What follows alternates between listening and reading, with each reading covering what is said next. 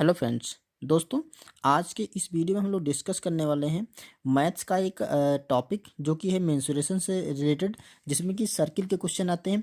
तो यहाँ पर एक क्वेश्चन डिस्कस करने वाले हैं जो कि कुछ इस टाइप से दे रखा है। दी गई आकृति में ए बी वृत्त का व्यास है, जहाँ पर ए पी बराबर 12 सेंटीमीटर तथा पी बी बराबर 16 सेंटीमीटर। पाई का मान 3.14 लेते हुए छायांकित भाग का परिमाप निकालना है। ठीक है दोस्तों, ये कुछ क्वेश्चन दे रखा है।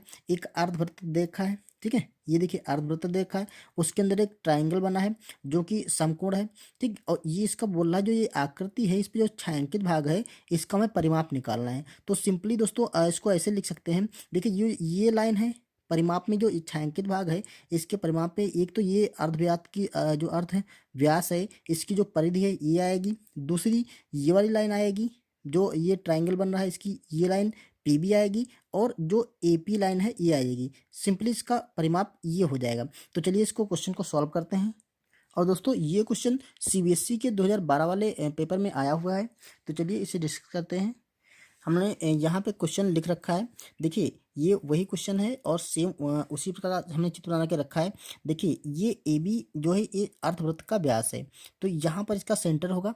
ठीक है, तो हमारे क्वेश्चन में हमें निकालना है, जैसा कि हमने बताया कि ये परिधि निकालना है, क्योंकि ये परिधि इसके परिमाप में आ जाएगी। और दूसरी ए लाइन निकालना है जो यहाँ पे ऐसे ऐड हो रही है, और यहाँ से ये ऐड हो रही है। हमें ये इतनी लाइनों की डिस्टेंस निकालनी है। तो दोस्तों देखिए हम कैसे निकालेंगे। सबसे पहले तो हम इस वृत्त की परिधि निकालेंगे, जो अर्धवृत्त बन रहा है इसकी परिधि निकालेंगे। और कैसे निकालेंगे, उसके लिए हमें इसकी त्रिज्या चाहिए होगी। और त्रिज्या हमें कैसे मिलेगी, जब तक कि इस जो ट्रायंगल बना है। अब दोस्तों ये जो ट्रायंगल होता है, कभी भी आप किसी अर्धवृत्त की जो परिधि होती है, ठीक है, उस पर उसके व्यास से जो कोई भी एंगल बनाएंगे तो सदैव समकोण पे काटता है, ये इसकी प्रॉपर्टी होती है। किसी भी अर्धवृत्त की या कोई भी वृत्त हो, उसके व्यास से जो उसकी परिधि पर एंगल बनता हुआ कोण बनता है, ये सदैव 90 अंश का होता है। ठीक है, तो ये हमें याद रखना है, ये 90 अंश का होगा। तो देखिए ये एक समकोण बन जाएगा। अब इसी समकोण से हम देखिए ये इसकी 12 सेंटीमीटर है और ये 16 सेंटीमीटर है, तो ये हम कर्ण निकाल सकते हैं। क्योंकि क्या होता है, जो कर्ण का स्क्वायर होता है वो बराबर होता है आधार का स्क्वायर, ठीक है, प्लस लंब का स्क्वायर। ठीक है, ये हमने बचपन में फार्मूला पढ़ा होगा।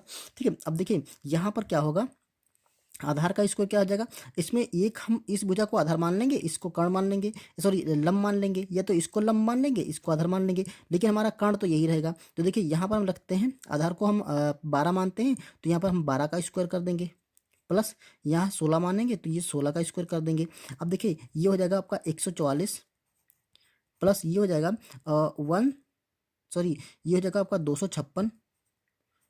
ठीक है, ये 256 हो जाएगा। अब इसको जब हम ऐड करेंगे तो 6 4 10, और 5 4 9 1 10, और 3 और 1 4, ये हो जाएगा हमारा 400। तो जो कर्ण का स्क्वायर आएगा वो 400 हो जाएगा। यहाँ से हम कर्ण निकाल सकते हैं। जो कर्ण आएगा वो हमारा, इसका देखिए ये स्क्वायर हटेगा, यहाँ पर रूट लग जाएगा, तो ये आएगा आपका 20, क्योंकि 400 का जो स्क्वायर रूट होता है वो 20 आ जाएगा। तो जो इसका कर्ण होगा, मतलब ये वाली जो भुजा की लंबाई होगी ये 20 सेंटीमीटर आ जाएगी।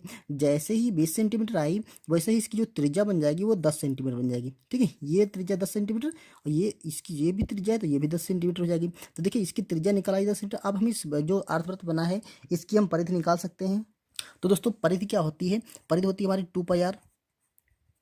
किसी भी वृत्त की जो परिधि होती है वो होती है 2 पाई आर। लेकिन हमें ये अर्धवृत्त की परिधि निकालना है, तो अर्धवृत्त की परिधि को उसको हम आधा कर देंगे, मतलब 2 से डिवाइड कर देंगे, तो ये दो कैंसिल हो जाएगा। तो दोस्तों जो अर्धवृत्त की परिधि होती है वो सिंपली पाई आर होती है। ठीक है, तो देखो ये पाई आर हो जाएगी, इसको इसको इस पे मान रख देंगे। तो जो मान है वो पाई का उन्होंने दे रखा है 3.14 रखना है, गुणे आर की वैल्यू हमने 10 ले ली, तो यहाँ पर 10 रखना पड़ेगा। तो ये हमारा हो जाएगा 1.4 सेंटीमीटर। ठीक है, तो परिधि हमारी इतनी आ गई। अब हम निकाल लेंगे छायांकित भाग का परिमाप, यही हमें निकालना था। तो देखिए एक तो परिधि हमारी जुड़ जाएगी ये वाली। ठीक है, तो ये है हमारी है 1.4 प्लस, अब हम जोड़ लेंगे ये हो जा, यानी कि बीपी यहाँ से यहाँ तक, क्योंकि हमें परिमाप निकालना है ना, तो यह 16 सेंटीमीटर है तो यहाँ पर हम 16 लिख देंगे, प्लस ये जो ए पी है 12 सेंटीमीटर, तो ये जोड़ लेंगे।